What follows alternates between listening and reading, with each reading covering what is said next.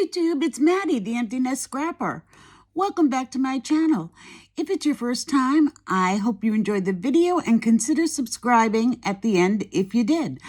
If you're returning, I'm so glad you came back. And also, I just want to say thank you so much for subscribing. I really, really appreciate it.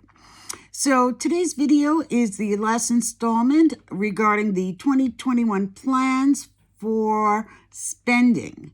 And when we reach 2021, I will talk a little bit about how that's going in specifics. Now it's just the planning stage and it's the very end of 2020. So last time we talked about stash building and spending freeze and the differences between that.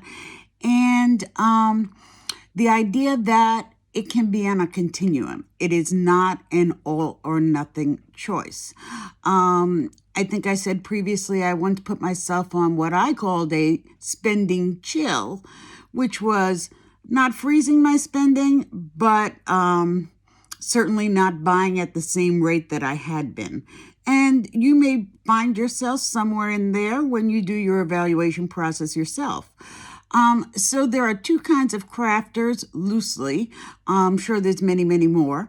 But for today's video, I'm just going to talk about people who craft for their job as opposed to people who craft for their hobby. And spoiler alert, I'm a hobby crafter. So I'm going to give you my thoughts on what people who craft for their job ask themselves when they're creating their budget. And if you craft for your job, please leave information below in the comments for people who are looking for that information, because what I know is very limited. And of course, the two key things that come to my mind when I think about if you're crafting for your job is how much money are you spending on your crafts, let's say per month, and how much money is coming in from your craft business, be it Etsy, be it YouTube, be it a combination of other things. And when you look at those two numbers, are you making a profit?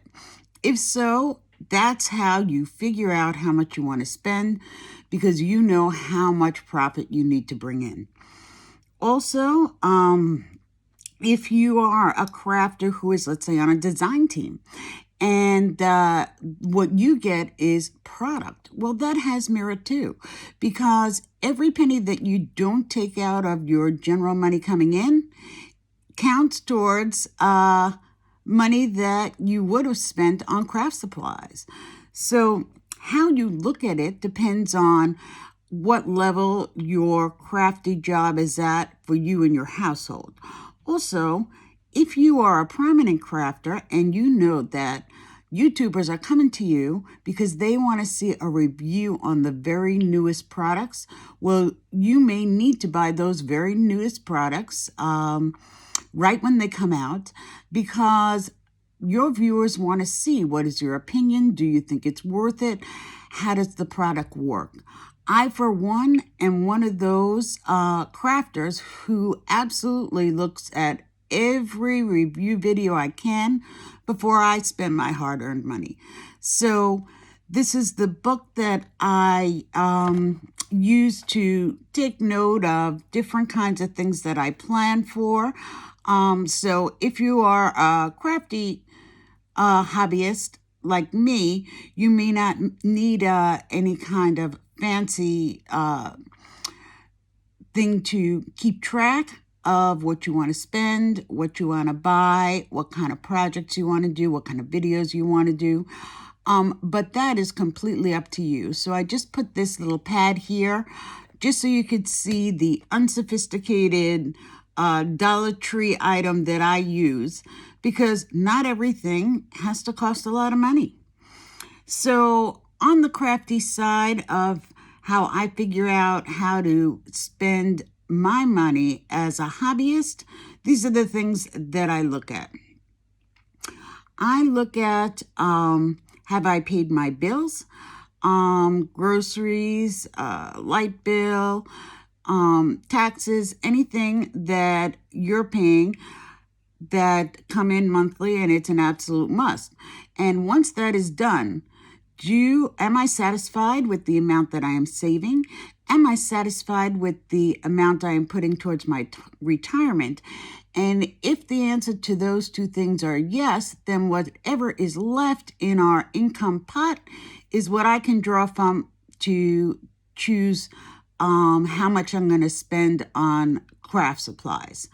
So one of the things that I looked at this year in particular, because I turned 60, is how much longer am I going to be working? And how much longer am I going to have that pot? And that really played a big part in how I made this decision this year. So although in previous years, because I have so many things, I thought, oh, I have got to go on a spending chill and slow down a bit. And that was in order. I'm not saying it wasn't. But I am looking at it at a more practical way, because at the time that I stopped bringing in money and working at my job, I want to have enough things to play with. And because my crafty budget may shrink down quite a bit. I'm sure it will shrink down quite a bit. So those are the things that I took into account. For you, it may be different. You may already be retired. You may already know what your budget is. But those are the things that I look at. And so I am going to be spending, but I am going to be spending with intention. And what I mean by that is there are so many fun looking things that I see on YouTube and in product shares that I think, oh, I would just love to have that. And before I know it, I've got way too much of a craft supply that does the exact same thing. And in the end, I just don't need that much. So here's an example for you. I have an unhealthy addiction to water-soluble crayons. And the first thing that I bought was Gelatos. And they are fun. And I did love them. And then I saw a review done by Lindsey The Frugal Crafter. I'll put it down below if you're interested in seeing that. And she said the Faber-Castell gel sticks work exactly the same way. So I picked up some of those. They are way less expensive. And in my view, Lindsey is absolutely right, as she pretty much always is for me. And then I had seen someone use something called water-soluble oil pastels. These are made by Prima. Look how pretty. And I thought, are oil pastels different? Now, I don't think so. I don't know. There must be something in there that's different. But when I use them, to me, they seem to work exactly the same. Be this as it may, I had seen another review by Maremismallart. I believe that's how you pronounce that, and I will try to link that review in the description as well. And she did a review on something called, I believe it's pronounced Stabilo. And these are also water-soluble type crayons. And they came in a pack maybe of 24, I think. And she said that she felt they worked superb. And I have to say, I agree with her 100%. And of all the items in front of you right now that do the exact same thing, these guys, they're called Woodies, are absolutely my favorite ones. I think it might be because they're chunky and make me feel like I'm back in kindergarten. Either way, I pull for these every time, unless I'm thinking particularly about, let's try and use some items that we haven't used recently. Last one on my list,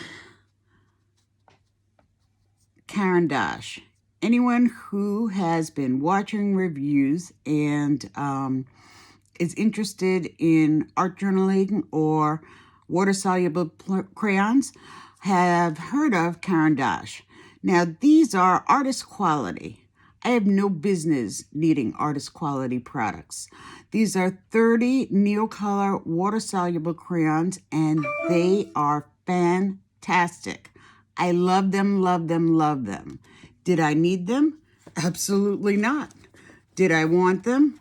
You bet I did. And spoiled person that I am, a couple years ago, it was on my wish list. And I will give you a little peek at how gorgeous these colors are. Again, spin that around and open this up properly. So, 30 colors. They come in a full set of 80. If you have full set syndrome, I am trying to resist full set syndrome because I do not need so many items, yet sometimes I go for a full set. These are water-soluble crayons. They are light fast, which means if you hang up your work, they will not fade, and they are super pigmented. I absolutely love them and have no business owning them. So this is my collection of water-soluble crayons, and it is my hope that I will take a category such as water-soluble crayons and not buy a single one.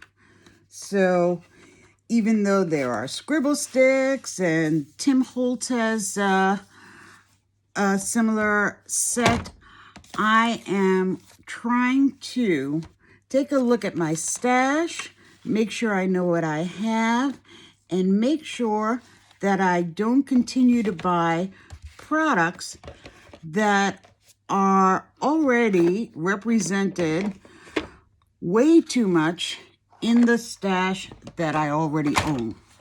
So this is my thinking for 2021. I am not on a spending freeze. I am not on a stash building, but even I wouldn't say I'm not on a spending chill. But I am going to take a good hard look at what I have and make sure that I spend with intention and use my money wisely. And if that's something you're interested in and you're interested in posting it, please leave a comment down below. If you want to go on this journey and post up some videos, I would love to see your videos. I am of the philosophy that we learn from each other, and that's the point. Spread the joy and learn from each other. So I hope you enjoyed this video. I hope it helped you figure out how to ask yourself the right questions. And if you can think of questions that I didn't think of, please post them down below. And if you enjoyed this video, please leave a thumbs up. And if you're new and you enjoyed it, please subscribe. Leave a comment. I would love to know what you think. Have a happy, healthy, and safe new year. Bye-bye, YouTube.